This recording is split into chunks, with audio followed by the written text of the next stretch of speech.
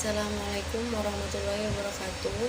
Perkenalkan, nama saya Aminia Sana, NIM 18121167, kelas PAI 6E, Prodi Pendidikan Agama Islam, Fakultas Tarbiyah dan Keguruan, UIN Sultan Maulana Hasanuddin, Banten.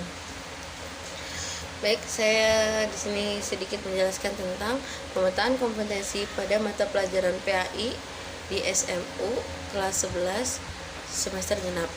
Ya, langsung saja. Yang pertama, mengorganisasikan peta kompetensi untuk satu semester. Standar kompetensi yaitu meningkatkan keimanan kepada Allah Subhanahu wa taala melalui pemahaman sifat-sifatnya.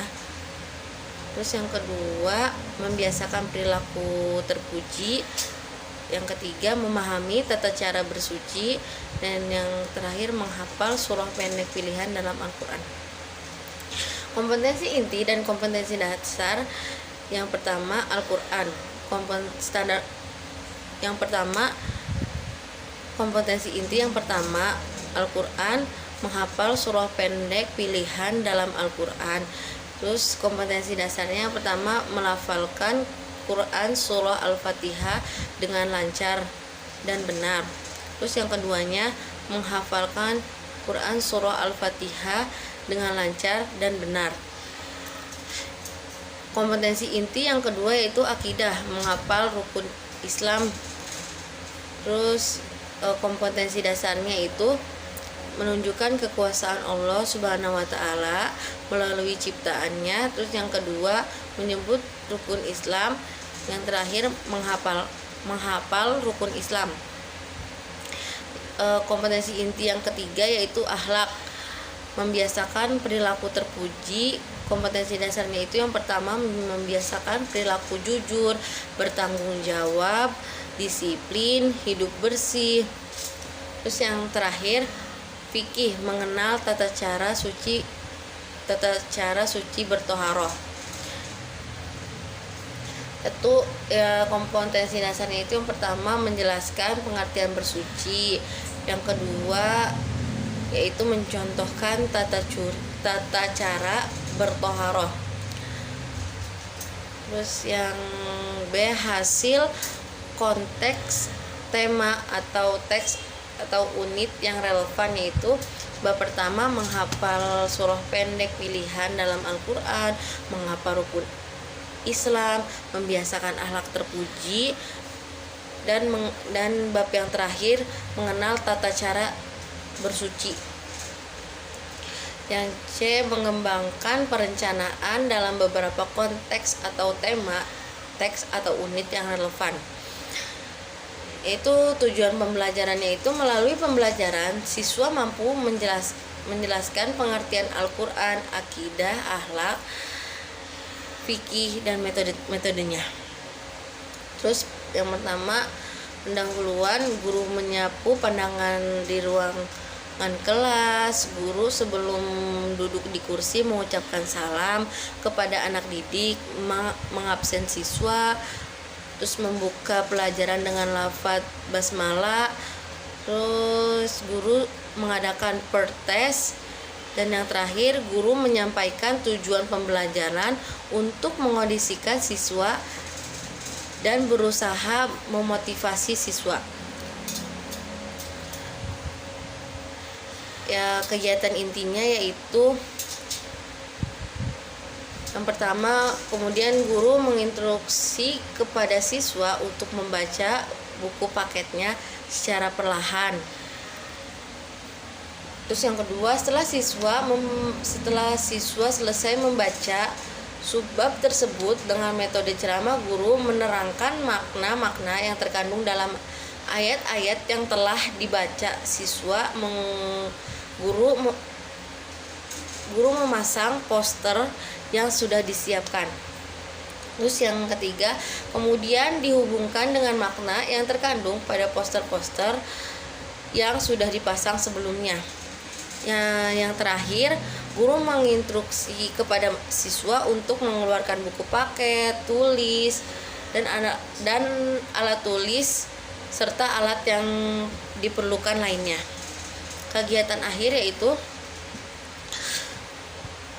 Guru menyimpulkan dari materi yang sudah dipelajari dan meminta salah satu dari siswa untuk mengulangi kesimpulan inti materi tersebut secara lisan. Selanjutnya, guru menuliskannya di papan tulis. Yang kedua, guru mengevaluasi siswa dengan 3 pertanyaan yang berbeda dengan siswa yang berbeda dan posisi tempat duduk yang berbeda, yaitu di depan, di tengah, dan di belakang. Yang terakhir, selesai memberi pertanyaan dan mendapatkan jawaban yang cukup memuaskan, guru menutup dengan lafaz Alhamdulillah secara bersama-sama, lalu mengucapkan salam. Ini metodenya metode tanya jawab, ceramah, diskusi. Terus alat dan medianya itu buku tulis, buku paket, papan tulis, spidol, infocus, dan lain-lainnya. Penilaiannya itu sikap dan penugasan. Materi yang terakhir yaitu D, mengembangkan ide-ide pembelajaran. Yang pertama, menggunakan media manipulatif, menggunakan media video dan audio. Yang ketiga, membuat pembelajaran yang asik. Terus yang terakhir, membuat komunikasi belajar lebih santai. Cukup sekian dari saya. Mohon maaf bila ada kesalahan dan kekurangannya. Wassalamualaikum warahmatullahi wabarakatuh. Assalamualaikum warahmatullahi wabarakatuh. Perkenalkan, nama saya Aminia Sana, NIM 1812100167, kelas PAI 6E, Prodi Pendidikan Agama Islam, Fakultas Tarbiyah dan Keguruan, UIN Sultan Maulana Hasanuddin, Banten. Baik, saya di sini sedikit menjelaskan tentang pemetaan kompetensi pada mata pelajaran PAI di SMU kelas 11 semester genap. Baik, langsung saja. Yang pertama, mengorganisasikan peta kompetensi untuk 1 semester. Standar kompetensi yaitu meningkatkan keimanan kepada Allah Subhanahu wa Ta'ala melalui pemahaman sifat-sifatnya. Terus yang kedua, membiasakan perilaku terpuji. Yang ketiga, memahami tata cara bersuci. Dan yang terakhir, menghafal surah pendek pilihan dalam Al-Quran. Kompetensi inti dan kompetensi dasar. Yang pertama, Al-Quran. Kompetensi inti yang pertama, Al-Quran, menghafal surah pendek pilihan dalam Al-Quran. Terus kompetensi dasarnya yang pertama, melafalkan Quran surah Al-Fatihah dengan lancar dan benar. Terus yang keduanya, menghafalkan Quran surah Al-Fatihah dengan lancar dan benar. Kompetensi inti yang kedua yaitu akidah, menghafal rukun Islam. Terus kompetensi dasarnya itu menunjukkan kekuasaan Allah Subhanahu wa Ta'ala melalui ciptaannya. Terus yang kedua, menyebut rukun Islam. Yang terakhir, menghafal rukun Islam. Kompetensi inti yang ketiga yaitu akhlak, membiasakan perilaku terpuji. Kompetensi dasarnya itu yang pertama, membiasakan perilaku jujur, bertanggung jawab, disiplin, hidup bersih. Terus yang terakhir, fikih, mengenal tata cara suci bertoharoh. Itu kompetensi dasarnya itu yang pertama, menjelaskan pengertian bersuci. Yang kedua yaitu mencontohkan tata cara bertoharoh. Terus yang B, hasil, konteks, tema atau teks atau unit yang relevan, yaitu bab pertama, menghafal surah pendek pilihan dalam Al-Quran, menghafal rukun Islam, membiasakan akhlak terpuji, dan bab yang terakhir, mengenal tata cara bersuci. Yang C, mengembangkan perencanaan dalam beberapa konteks atau tema, teks atau unit yang relevan.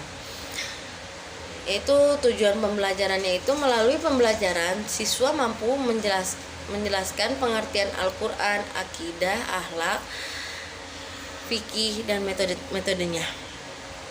Terus yang pertama, pendahuluan. Guru menyapu pandangan di ruangan kelas. Guru sebelum duduk di kursi mengucapkan salam kepada anak didik, mengabsen siswa, terus membuka pelajaran dengan lafaz basmalah. Terus guru mengadakan pertes. Dan yang terakhir, guru menyampaikan tujuan pembelajaran untuk mengondisikan siswa dan berusaha memotivasi siswa. Ya, kegiatan intinya yaitu yang pertama, kemudian guru menginstruksi kepada siswa untuk membaca buku paketnya secara perlahan. Terus yang kedua, setelah siswa selesai membaca subbab tersebut dengan metode ceramah, guru menerangkan makna-makna yang terkandung dalam ayat-ayat yang telah dibaca siswa. Guru memasang poster yang sudah disiapkan. Terus yang ketiga, kemudian dihubungkan dengan makna yang terkandung pada poster-poster yang sudah dipasang sebelumnya. Yang terakhir, guru menginstruksi kepada siswa untuk mengeluarkan buku paket, tulis, dan alat tulis serta alat yang diperlukan lainnya. Kegiatan akhir yaitu